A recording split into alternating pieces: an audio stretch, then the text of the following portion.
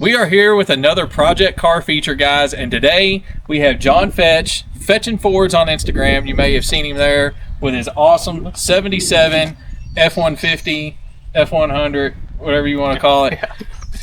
It is so clean, and he's going to show us around it today. John, before we get into looking at this, tell us a little bit about the history of this truck, because you've had this truck for a long time. Yeah, so I got it when I was 15, so that would have been 2015. It was right after my birthday in April, and it was a 306 cylinder, 4-speed, or not 4-speed, C4 automatic. So yeah, it was bone stock, had the hubcaps on it still, everything. It was, and I got my license, and by that time I turned 16. We started 302 swapping it, and we put a 302 in it, clear coated it, and that's how I drove it through high school until I started building it again 4 years ago. That's pretty cool, because I mean, I would have loved to have a truck like this in high school. One of the things to me that stands out the most whenever I first saw you on Instagram was the pinstriping and the paint color on this truck. So it's a pretty unique color. You don't see a lot of this color. Yeah. And the Explorer package with the pinstriping, I mean, it just sets it off. Yeah, there's not a lot out there, especially with the hood. You'll see more with like just the side stripe, but like to have the wraparound with the hood, they're pretty. They're not super rare, but they're pretty. Yeah, you don't see them a lot. You don't see them a lot. Yeah, yeah. So I love this color, and it reminds me. It's a very similar color to the 41 Ford that we just looked at with Cross Their Garage. So yeah. These are very similar in color. I love this color. So externally, you said you clear coated it. What else have you done to the truck? That's pretty much it as far as the exterior goes, other than like suspension and all that. I noticed like you got some. Your front bumper looks so pretty that's new. Your factory grill. front bumper. Okay. Stock one. The grill has been powder coated because the anodizing on these trucks, yes, gets like I want to say like a haze look to it. Yep. And I started to sand it to polish it, and I was like, this sucks. Yeah. And trying to keep it polished Yeah. was going to be a nightmare. So I called the people that done all the rest of my powder coating, and this is actually a like anodized aluminum look color, and it's got like 2 coats of clear powder on top of that, so it should be pretty tough. I think it has a pretty factory look to it, though. Yeah, you can't really tell. Can't really tell it until you walk up on it and you're like, hey, that's been powder coated. Yeah. When I first saw it, I took a double take because I was like, wait a minute, that's been powder coated, because I first thought it was factory color. So because I know, just like you're talking about how they get dull and they get looking rough. Whenever they're new, you get a new stamped grill. Aftermarket grill. This doesn't look too far off from that, in my opinion. Well, and I thought about getting like a chrome one, but by the time you get a chrome one, I have way less than half in this than I do getting a chrome one. Chrome grill. A chrome one's like 800. Yeah. And I've got maybe 200-300 in this getting powder coated. So that's the factory bumper. Factory bumper. And it had the bumper guards on it and everything? It had these whenever we bought it. So I don't know if these were dealer installed. Yeah. Because they match the chrome pretty good. Pretty well. So yeah.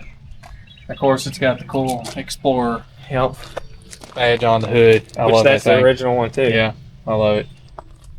So you've recently been getting the truck ready for Grand Nationals. Yep.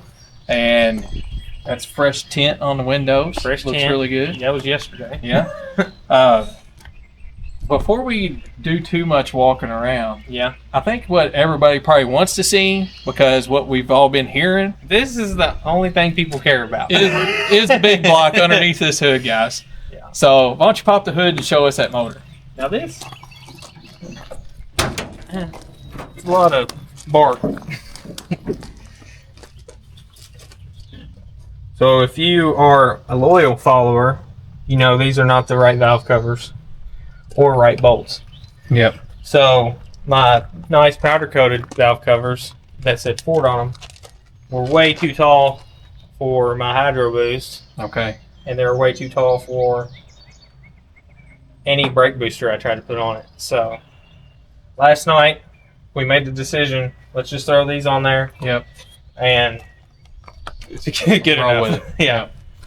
Yeah, I saw that, and you know, to me they don't look bad. I know they don't No. look bad. They look good. Yeah. And Now- but you recently put the CVF kit on it, you know, or the bracketry and everything. Right. I had before all this, it just had a alternator, power steering, or no power steering, no AC. So it just had the alternator CVF bracket, Okay. which that worked phenomenal. And then I recently just put this, what do they call it? All-inclusive serpentine kit. Because you also added vintage air, correct? Vintage air. Yep. And now power steering pump. Yep. So how's the vintage air working? Vintage air is awesome. Yesterday I was cruising home from getting the windows tinted and I had to turn the air down. It was getting cold in there. It's good stuff. Yeah. Well, my truck didn't come out with air, and Yeah. Same. I don't think I'll ever put air on it. That's just because I'm trying to keep that thing as factory as possible. Yeah. But I've looked at those kids, and I'm just like, man, that would probably be pretty cool. My wife would probably like the truck a little bit better, but yeah. I don't know. Yeah. It's Between my wife and 2-year-old, it was Yeah. a no-brainer. Oh yeah, sure. Yeah. Sure. All right, John. So tell us a little more in depth about this motor. Okay, so it started out, we bought it as a bare block, 429, out of like an 80s dump truck, I think, is what we were told. And I sent it off. It's 30 over. It's got a 4.3 stroke, and with a 6.7 rod, or not 4.3, 4.15. And that makes it a 501. And then it's got, bought these Pro Comp heads off of a guy that ported them, and they flow pretty good. And then it's just a Bullet Racing hydraulic roller cam with roller rockers and the line dual plane intake. So What kind of carburetor are you running? it's an ATM 850. ATM, so it is a carburetor, guys. An EFI. We've been having a lot of discussions this morning about EFI. And I cannot recommend ATM enough. That carburetor is awesome. Okay, cool. So, have you had this thing dynoed at all? No. So you don't know what kind of power it's making? You got any kind of idea? From like similar builds on Facebook groups of people, like it's probably on like the motor, not to the wheels, it's at least 600. Yeah. But, I don't know.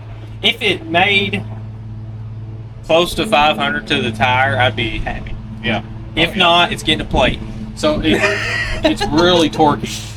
Yeah, I don't know. It might make 600 foot-pounds. It might make 800. I have no idea. No idea.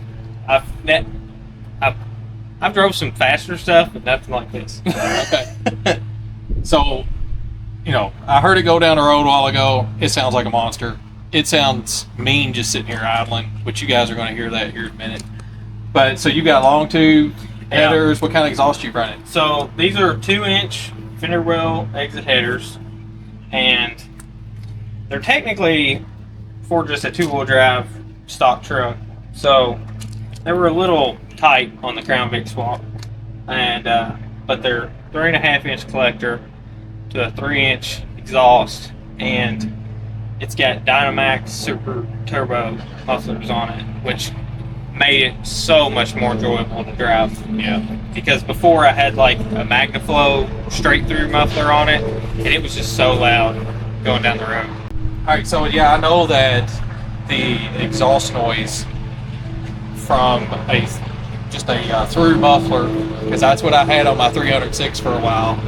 just drive you nuts. I had to calm it down a little bit. Yeah. I put a dual chamber Yeah, this on mine, so with 3-inch exhaust on both sides. yeah. And which before it had the old sliding back window in it that was all broke and everything. It would just rattle that thing with the drone. It was so bad. So what kind of radiator are you running? So this is a Colt case, All right. and it's just their radiator that fits these trucks with their electric fan setup. All right. So I know everybody wants to hear it run, but we're gonna get there in a minute.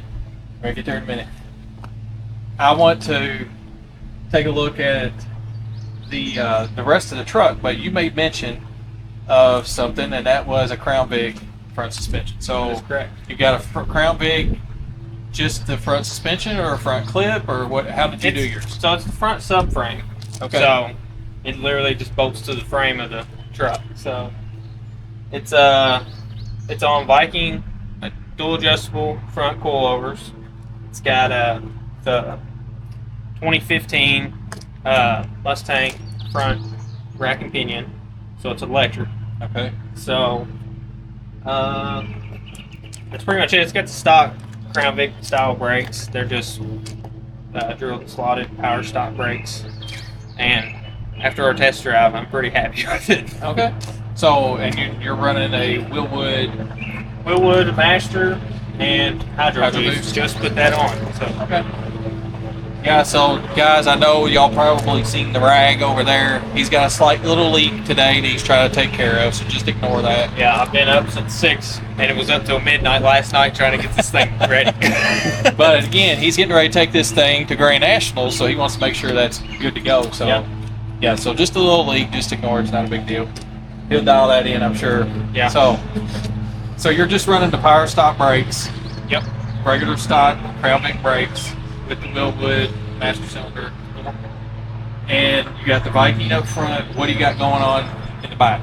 So the back is it's axle flip, and that's pretty much it. Besides the cow tracks, and then it's got the same Viking dual adjustable shocks that match the front. Okay. So, which I'm still playing on the settings on those to get them kind of where I want it to drive. Yep.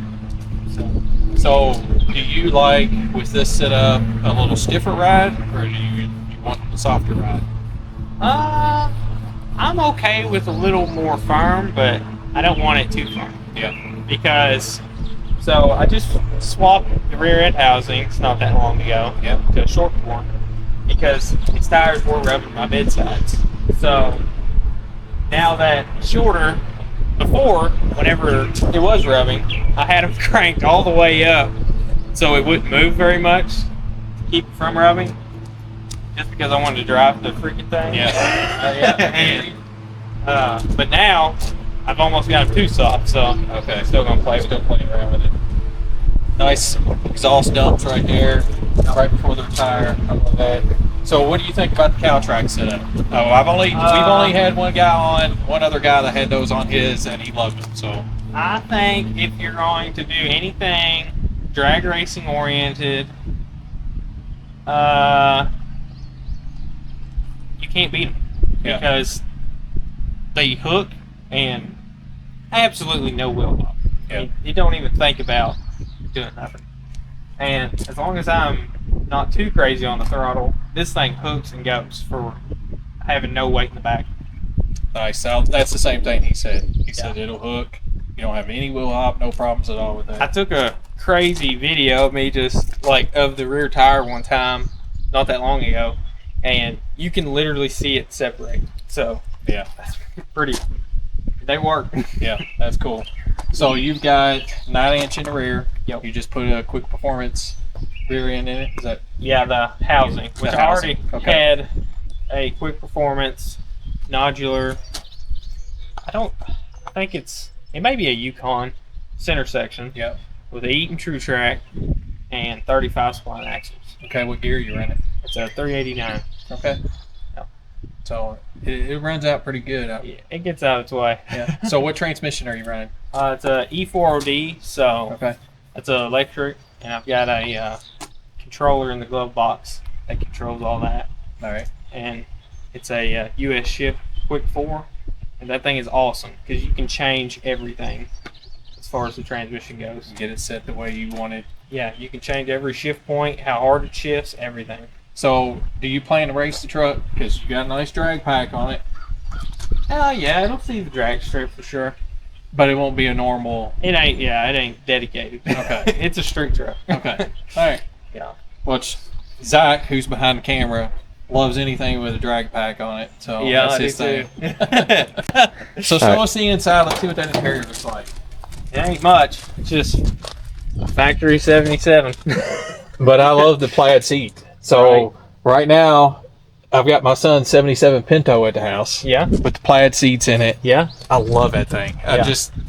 The seats are in such good shape, and every time I get in it, I'm like, man, this looks so cool, those plaid. Yeah. So, and you got the tan interior, which I love. Yeah. That's what the Mustang's got. I love the tan. Yeah, so many people can't believe that that's the factory dash pad. Because it's... Well, I was getting ready to ask you, did you put a dash pad No, on it? it's the original That is the one. factory dash pad. That Yep. is insane. Yep.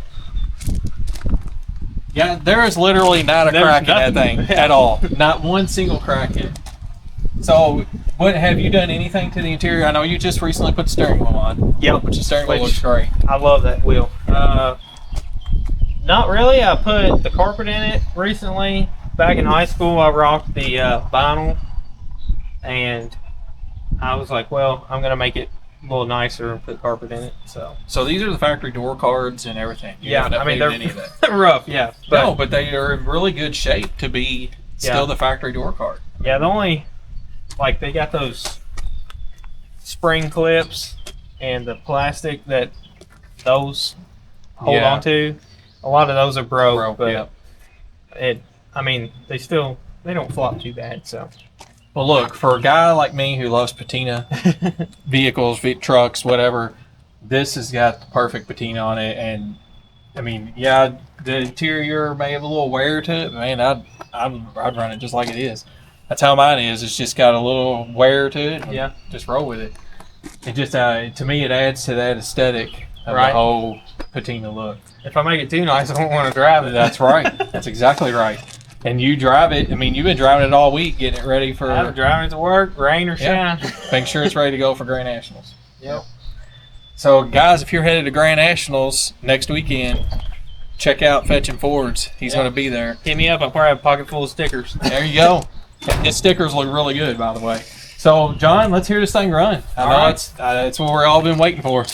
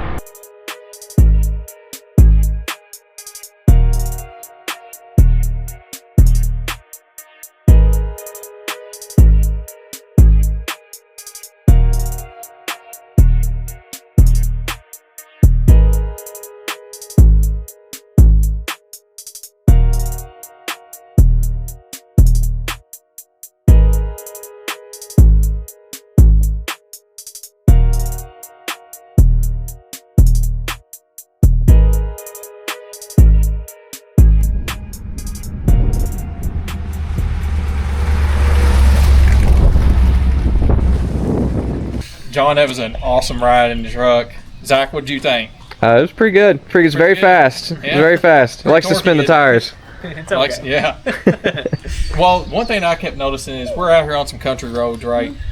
The suspension, you were talking about the Viking suspension. This truck rides really good. Rides really smooth. Yeah, it's a little soft right now. Yeah. I think it could be tightened up a little bit. Yeah, but if you're taking a long cruise to Pigeon Forge, it might not be too bad on the interstate. Yeah. Especially on some of these Kentucky roads. Yeah. They get pretty rough. So, John, we appreciate you coming on. Yeah, thanks for coming. You got a great truck. I appreciate it. Can't wait to see what you got going on in the future with it. Yep. All right, we are here with John Fetch to get an update, aka Fetching Fords on Instagram, to get an update on his F-100 because he has got some drastic changes that are happening to the truck. Drastic changes in a short time. Yes. Yeah, you're going to have it done really quick. Yeah. Hopefully within the next probably 5 weeks from right now, 5 to 6 weeks, it'll be done. Yep. That's wild. So you guys have been watching what we've been showing here. He's got the big block in it and it rips really hard, but he's going a total different route here. John, tell us what you're doing to the truck. So the big block was fun, but it's been a nightmare from the beginning, and that's a long story. Long story. But the big block's out, sold, gone, and we're moving on to a Coyote. Well, let's walk around and look at the engine bay, and you can tell us more about the Coyote setup. Well, what was the engine bay? Yeah. So, big block's gone, which when you were here, I just got done with the Hydro Boost. That's gone. Well, I noticed that. You got a Yeah, a real nice piece there brake booster there. because Coyote life, it makes vacuum. Yeah. Yeah, the transmission's gone. That's the dry shaft we ain't using.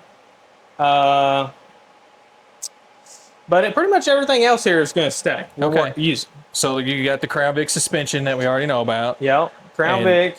The Mustang steering's going to work fantastic with the Coyote. Even the steering shaft there? But none of that will change. Okay, cool. So, Because I know sometimes that's an issue with Coyotes in a F-100. right. So with the Crown Vic, it's super easy. Okay. And it's not that bad on a I-beam truck.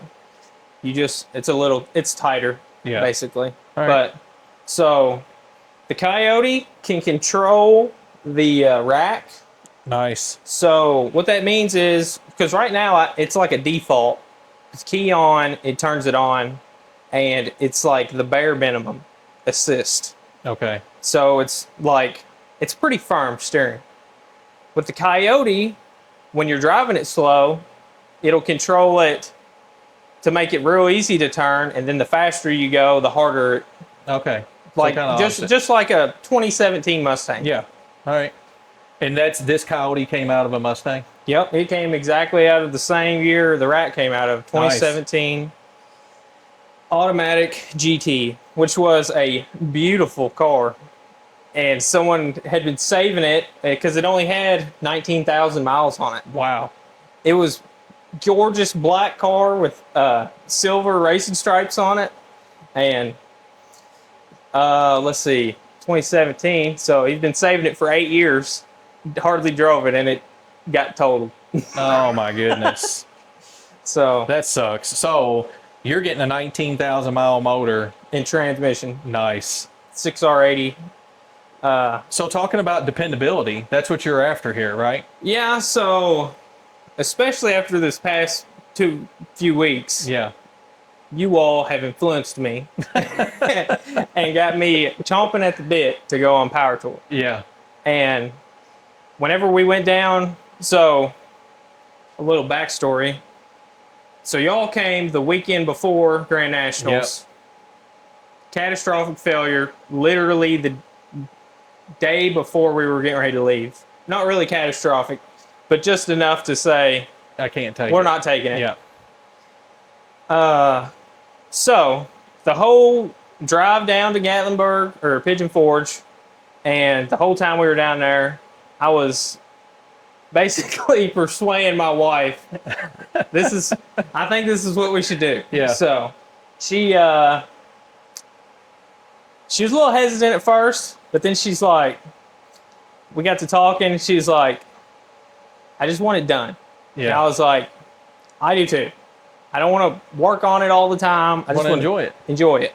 So we went down there, I talked to probably over a dozen guys with Coyote swaps, and absolutely no one tried to talk me out of it. Yeah. Everyone was like, you will not regret it. Yeah, that's cool. So, and then while we were down there, I met Chris Smith. A friend introduced me to him. A friend who used him to build his truck introduced me to him. So I'm basically getting the truck ready as far as this all goes, and putting it on a trailer and taking it to Chris Smith, Smith Motorsports.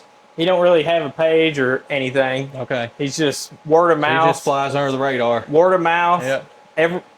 If you know Coyote Swaps, you know him. Okay. You've heard of him. Yeah. So, but especially in the F-150 world, I'm understanding. Yeah, especially. He's kind of done a few like Fox bodies and stuff. Yeah. But mainly F-100s. Okay. So my engine's getting shipped straight to him. All the parts I've ordered, besides this booster, literally everything else is going directly to him. And he says a few weeks he'll have it swapped. Nice. I'll go down there and drive it home. And so you're going to have it done early July or mid-July, it sounds like. So I'm taking it down. So late July. Late July. Yeah. So, ish. So we go on vacation next week, so the first week of July. And as soon as we get back, taking it down there. Okay. So you'll have it done for at least the early part of August, and you've got August, September, October. You got the whole rest of the season through October to enjoy it. So. Yeah, which is wild because I thought I was going to do that with the big block. Yeah, yeah.